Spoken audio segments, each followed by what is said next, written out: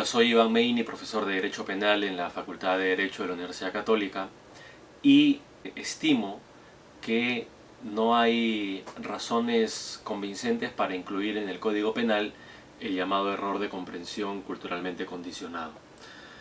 Creo que hay varias razones por las cuales se puede afirmar que es mejor no incorporarlo.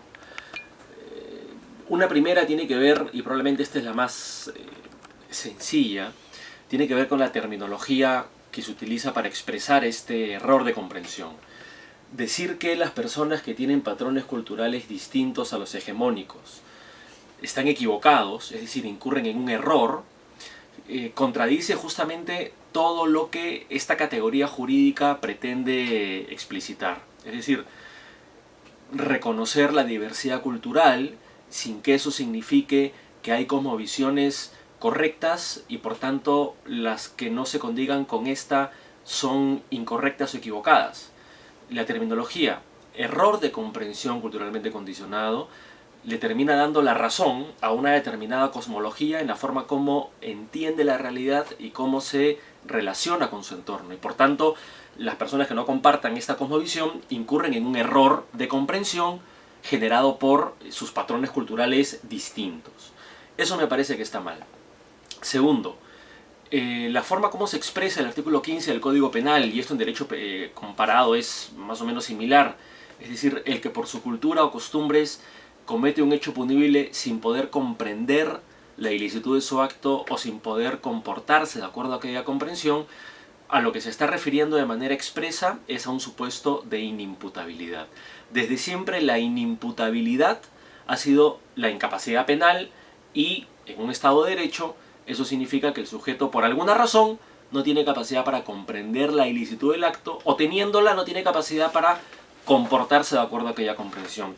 Históricamente las causas de inimputabilidad han sido la minoría de edad, alteraciones mentales, pero digamos, si el concepto de inimputabilidad es un concepto neutro, es decir, ser imputable o ser inimputable no es bueno ni malo, digamos, los mayores de edad que no tenemos anomalías somos imputables, y los menores de edad o las personas que siendo mayores y tienen alguna anomalía son inimputables, pero no por eso incurren en responsabilidad, se incurre en responsabilidad por ser imputable y cometer un delito.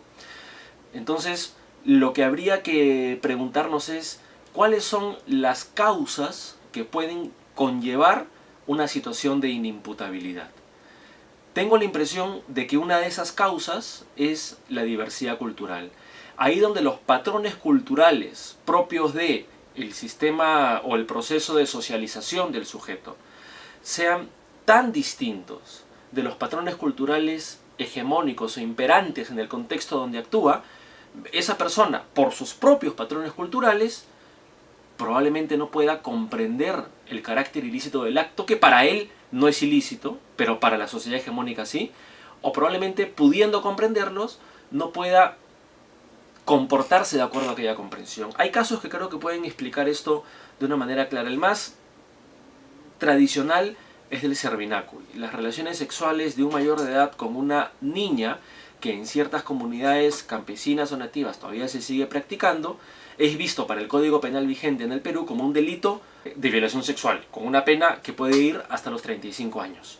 La pregunta es, ¿quién tiene razón? ¿Nosotros que creemos que tener relaciones sexuales con una infante es siempre delito, aun cuando consienta, o ciertas personas que por su tradición cultural entienden que hay razones para fomentar cierta convivencia sin que eso implique un ilícito?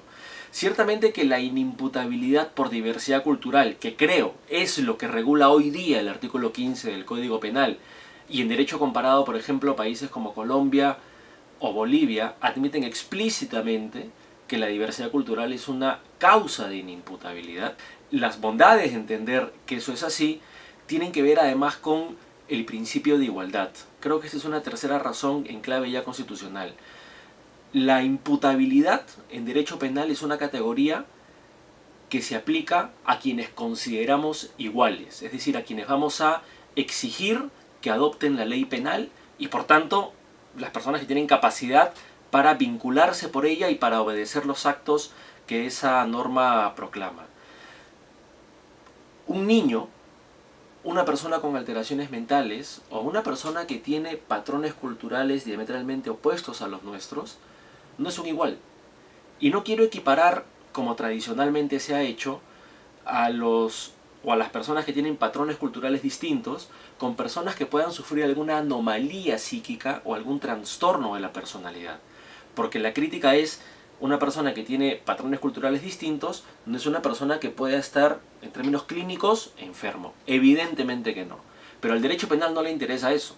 Lo que le interesa al derecho penal es si por alguna razón la persona, a la hora de cometer el delito, no está en capacidad de comprender la ilicitud o de comportarse de acuerdo a esa comprensión. Por eso creo que la imputabilidad es una categoría que expresa de manera muy adecuada en derecho penal el principio de igualdad. Las personas que no tengan esa capacidad para comprender el por qué consideramos delitos ciertos comportamientos, difícilmente va a ser legítima y democrática una sanción hacia ellos cuando incurran en los actos. Entonces, digamos, creería que por lo pronto esas tres razones hacen plausible la tesis de que el error de comprensión culturalmente condicionado no debería incorporarse en los códigos penales, pero sí una causal expresa de inimputabilidad que, más o menos como lo regula el artículo 15, indique que es inimputable la persona que por cultura o costumbres no está en capacidad de comprender el hecho ilícito o comportarse de acuerdo a aquella comprensión. Y si esa capacidad de comprensión está simplemente atenuada o disminuida, esa debería ser una circunstancia atenuante.